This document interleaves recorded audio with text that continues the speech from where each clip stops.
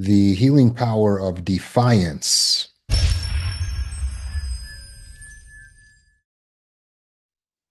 So I wanted to talk about this today because there's a recent quote that kind of became popular. It said that healing is an act of defiance.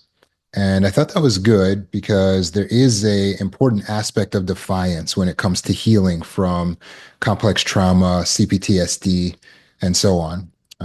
If you're new to complex trauma, you want to think PTSD, where you're having symptoms and flashbacks and emotional regulation issues, but it's heightened due to it being complex PTSD, and that's where the C in CPTSD comes from.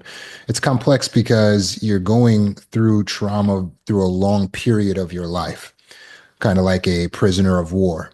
So if you grew up with a narcissistic mom, then you probably have complex trauma. At least you definitely experienced complex trauma. If you had an abusive parent or abusive caregivers, and they subjected you to years of being in survival mode, fight, flight, freeze, fawn, and you're constantly trying to figure out how to get your needs met, how to get love, how to get affection, how to not be ostracized and not be judged. All of these things create a complex trauma within an individual. It is curable, it is healable, but the road to healing is paved in developing things that we didn't get a chance to develop. And one of those things is defiance. You see, when you are raised to freeze and to fawn, when you develop freezing and fawning as your coping mechanisms, you're stifling the growth of defiance. And defiance is actually a healthy human trait that you need in order to navigate day-to-day life in a mixed world. Um, for instance, I'm not talking about defiance like rebellion just for the sake of rebellion, which teenagers do go through that. They just will rebel for the sake of rebelling, but that's a part of their development. And so when they're allowed to have some rebellion, to develop some voice, they can start to navigate and hopefully grow into a maturity where they know the right time and the proper place to raise that voice and to be able to say no. And they're empowered by their parents' patience to know that the whole world doesn't come crumbling down when they defy authority or defy peers. And so a complex trauma survivor grows up in an environment where it's not okay to be defiant, or that their defiance is the only way that they get heard. So it's one extreme or the other. And so the world does come crumbling down when they try to speak back or talk back to their parents or disagree with their mother. And as a result, they stuff down the defiance. They only are angry in their room, and they're not angry outwardly where their parents could ever see the anger. So they develop ideas like anger is not acceptable, my disagreeing is not acceptable, defiant mindset or defiant action is not acceptable. So they don't develop the ability to healthily rebel. We need the healthy refusal to, or the healthy ability to refuse. And what we need to refuse is to stay powerless. So we need to have defiance against this state of powerlessness. It really is an antithesis to learned helplessness, which is just going with the flow, saying whatever you need to say, people pleasing in order to make sure that you feel safe. We need the opposite of that. We need defiance, which goes directly against that learned helplessness. So, for trauma survivors, you may have learned to internalize freeze response, compliance, and learned helplessness being no matter what you do, there was no way that you could get your needs met. There was no way that you could be heard or be understood or feel safe.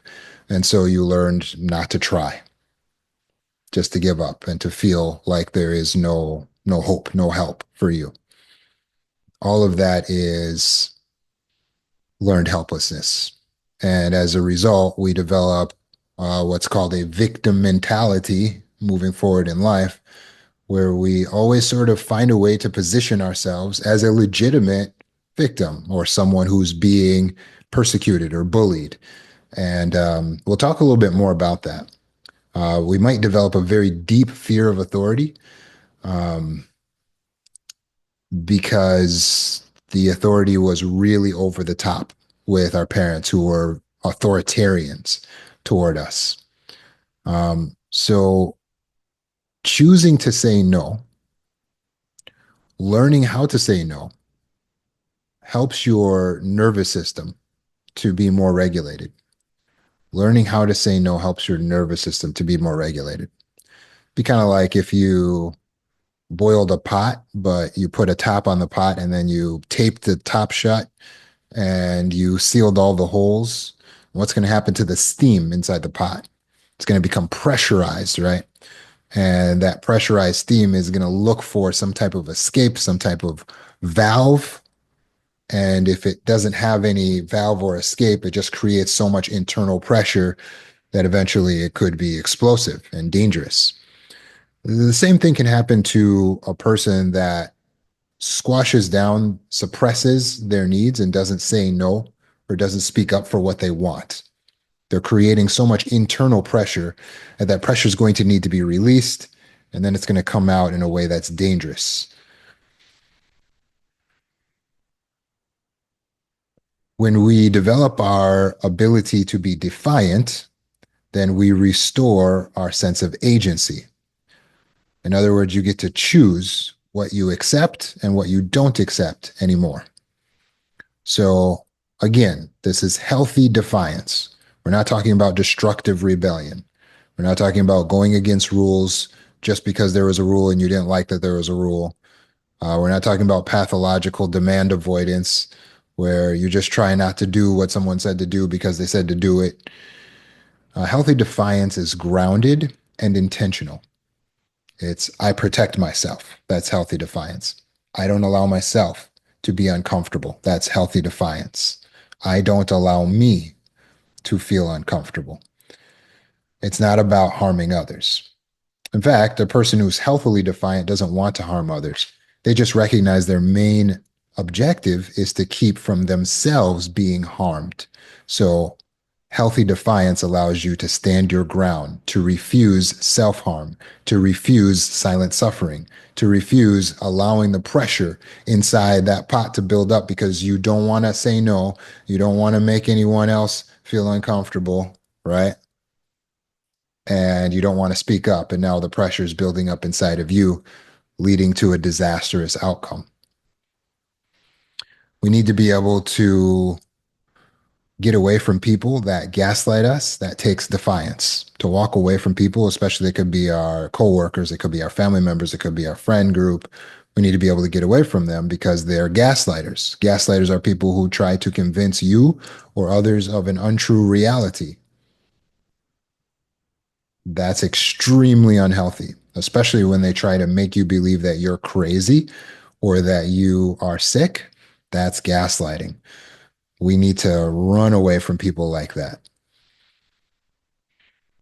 Internalizing shame is where you believe that you are deserving of all the worst and you don't deserve anything good and you are not worthy. When you internalize those types of thoughts, all of them are completely toxic and they lack defiance. Healthy defiance is saying, no, she's valuable. I see me as valuable. So I refuse to internalize shame. You should be defiant against shame. I refuse to internalize uh, toxic guilt. I refuse to believe that everything that's wrong and that's bad is my fault and I am deserving of all the worst.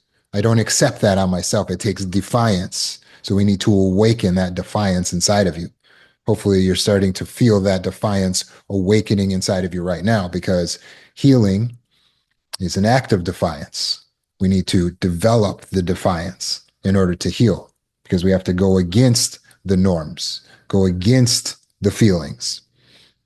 We have to be able to break past the fear of making people feel uncomfortable. And so I want to give you this tool that's been really helpful to a lot of my clients. Play for respect rather than love. Play for respect rather than love in the family, in the social situations, in work environments. You will have more success and you will stop being victimized again and again when you learn to play for respect rather than for love or to be liked. What does that mean? Well, let's take, for example, Anne. Anne wanted to be liked. She started her job at a establishment and she wanted her coworkers to like her. So what does Anne do? Well, she decides to bake cookies for her coworkers. She gives them the maximum greetings. Hey, how are you? Really big, really energetic. She makes sure she smiles and gives them eye contact. And she tries to show up in a good mood, even if she doesn't necessarily feel like it, and wants to be liked. So Anne will ask people, hey, is there anything you need? Is there anything I can do for you? When she's passing by her coworkers. When people do ask something of Anne, she's very quick to say, yes, absolutely, yeah. Even if it's an inconvenience to her, she'll bend over backwards to make sure she can appease the people around her because Anne wants to be liked. Anne wants to be loved. Anne is playing for love rather than playing for respect.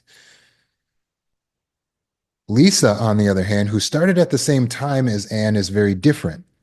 Lisa plays for respect. What does that mean? Well, Lisa doesn't care if people like her.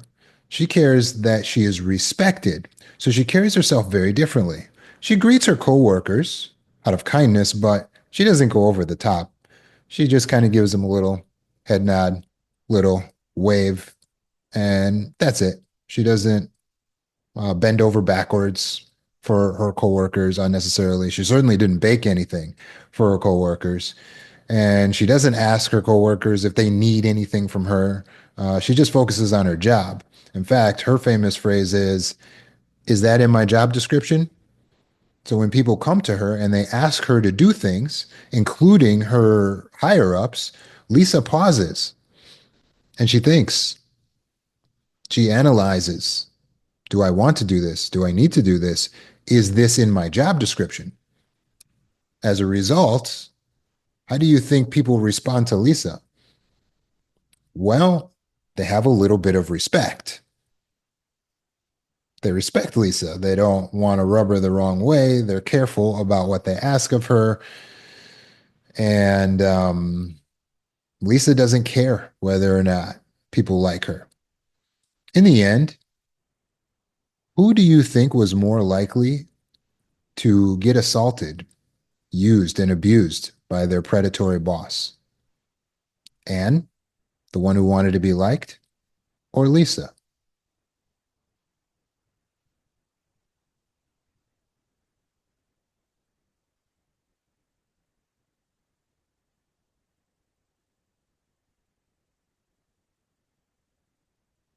The comments are correct. Anne was taken advantage of by her predatory boss. This is a true story, not just for one or two people. This is a true story that's happening around the country, around the world, every single day. The person who's playing to be liked, to be loved, is displaying fawning characteristics that they may have picked up in childhood from CPTSD. They are afraid of what other people are thinking. They want to make sure other people are comfortable, so they allow themselves to be uncomfortable so that other people feel comfortable. They live in fear, they live in desperation, and people pick up on that, especially predators. And predators look at it as an opportunity to make you their prey when you play for being liked, when you play for being loved. Predators see you as an easy target, whereas someone like Lisa is just not an easy target. In this story, Lisa wants to be respected, so she conducts herself not in a desperate manner, but just in her own box, in her own space. And when someone asks something of her, she's like a queen who decides whether or not she will give in to a request or not. And if she'll honor the request, is that in my job description? Is there anyone else you could ask to do that? Sure, I guess I could do one thing here or there for you, but don't get used to it, buddy. She wants to be respected. And as a result of playing for the respect, she is respected. So which one is more liked? Well, it doesn't matter because people's like and love is fickle. I repeat, people's feelings for you are fickle, meaning it will change one day to the next. Some days people love Lisa, other days they hate her. Some days people love Anne, other days they hate her. Yes, even Anne, who does the most and bakes the cookies.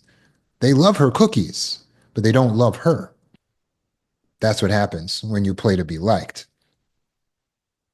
The desperation doesn't necessarily pan out the way you think it's going to pan out. So we shouldn't be looking to the outside for the love and the validation and the soothing. We should instead be playing for the respect, which means that we have to be strong, which means that we have to be defiant, which means that our behavior has to show defiance instead of showing internalized guilt, internalized fear, internalized shame, internalized unworthiness. No, we're defiant. I deserve good things. That's defiance. I will not do what I did not originally agree to do in the job contract. That's defiance. I don't need you to like me. That's defiance. I don't owe you access to me. That's defiance. The pattern that ends on, you know where that led. All the yes, yeah, absolutely. The boss just keeps piling on more, piling on more, piling on more. And Anne just keeps bending over. Yeah, being the perfect pet to the boss. And the boss takes advantage of the pet until the whole situation got totally inappropriate. So we need that defiance. People got to sense it. It's an energy that we carry. It's like something we carry with us. It just seems like we have a backbone. We say hi to people, but we're not like, "Ooh, I really care about what you think of me." No, we're defiant. We carry ourselves like we know how to speak up when we need to, even if we're shaking, even if we're a little afraid. We still do speak up. We get away from toxic people. There's an act of defiance right there. Standing by the water cooler. Somebody says something toxic, just walk away. That's an act of defiance right there. Oh, but how is that going to make them feel? Okay. Other people's discomfort, not your main priority or responsibility. It's everyone's job to manage their own feelings, right? It's everyone's job to manage their own feelings. Repeat that to yourself. I have to manage my feelings. So that means I don't look to other people, excuse me, and say, "Hey, do you like me? Do you love me? Will you manage my feelings?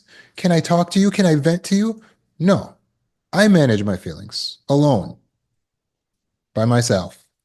Maybe some prayer, but nothing having to do with involving other people. Oh, I need closure. I need them to apologize. I need them to see. No, you don't.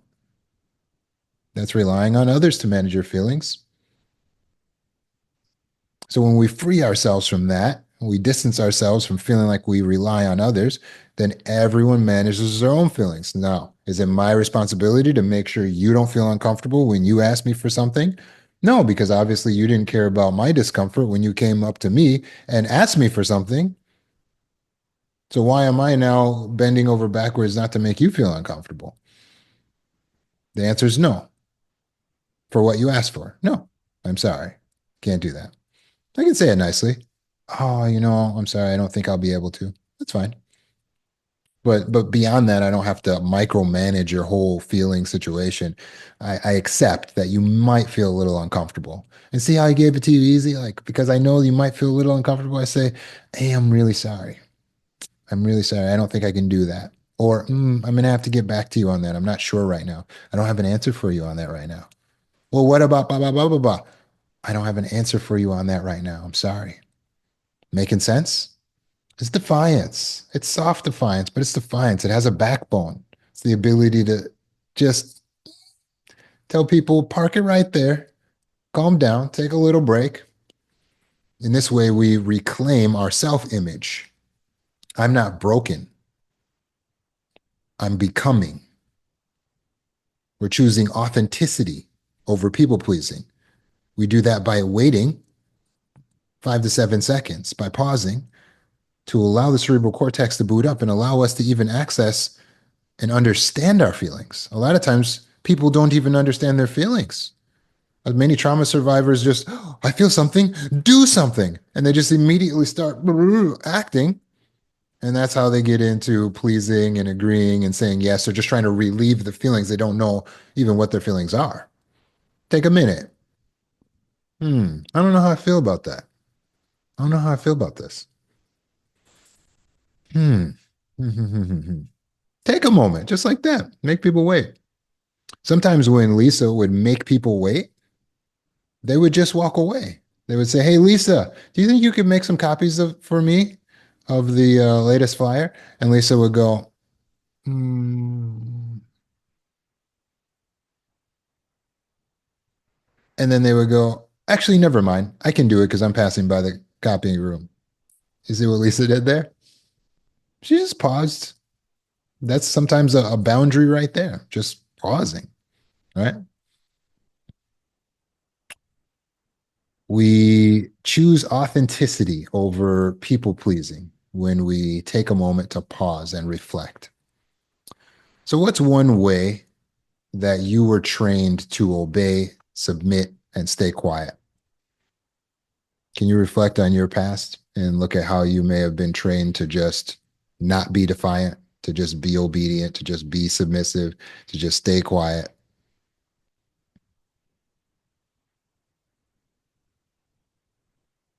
Now, think about how you can awaken defiance, even in small ways, to reclaim your life.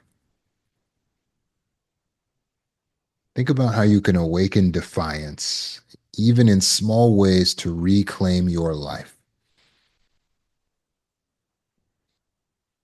Speaking up, using your voice, saying no, pausing, taking time to think.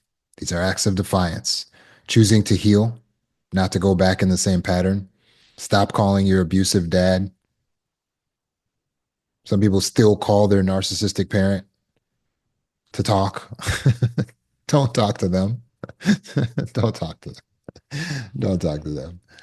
Don't talk to a narcissist. It takes defiance to stop talking to someone that's narcissistic but has a position in our life. It takes defiance to say, I'm not going to talk to you. I understand you're my mom, but I'm just not going to talk to you. Like you're not healthy. I have 30 years of experience with you. I already know you're not healthy, so I'm just not going to talk to you. Plain and simple. It's an act of defiance. You're not bad for being defiant. That's where true goodness is manifested. True goodness isn't just obedience to everything. You can ask uh, Hitler's soldiers. They didn't pan out really well by just being obedient to everything. That's not where true goodness comes from. True goodness is having the capacity to do an act of violence and being able to restrain oneself. True goodness is being able to be defiant against what is bad, even when that's the popular thing around you. That's true goodness. True goodness is the ability to say no, even to people in positions of authority, even accepting the punishments and the consequences that can occur as a result of being defiant. Being defiant is not just a rejection of all others, it is an acceptance of oneself. You have permission to fight for yourself. You have the right to fight for yourself. to care for yourself. Can you picture yourself being a little bit more defiant?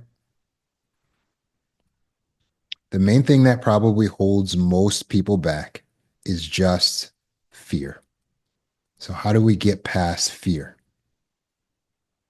in order to be able to show up as a more defiant person? How do we get past fear?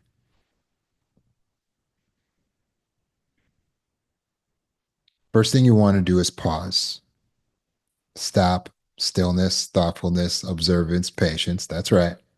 You need to pause. When we act immediately, we'll act in fear. A lot of times, we're going to act according to fear. All of us are going to feel a sense of fear at times. Okay. All people feel that. There's nothing wrong with the feeling. There's something very wrong with allowing that to guide your actions. You should never act in fear. You should never act in anger. You should never act in fear or anger. We need to first pause and process fear and anger. How do we do that? We ask ourselves first, what am I feeling? Okay, I'm afraid. Why am I feeling afraid? Let's say it's because I need to tell a guy who's talking to me that I'm not interested. Okay. My first instinct is to just keep people pleasing and fawning and hoping this just goes away. That's not really going to work, is it, ladies? No, that's going to put us in a bad position because we keep on playing this game where we're afraid to just let the guy down and say, hey, look, I'm not interested. Please leave me alone. Right. So the fear in us is that it's like stopping us from doing what we need to do to be defiant. So how do we process the fear? First, pause. What is this feeling I'm feeling? Oh, it's fear. Okay. Now, is it best that I act according to this fear, or is it best that I defy the fear? Well, if I act according to the fear, this guy will keep on coming into my life until I'm eventually married to a person I don't even like. Okay, that doesn't sound good. I'm just going to keep people pleasing my way through life. No, that sounds horrible.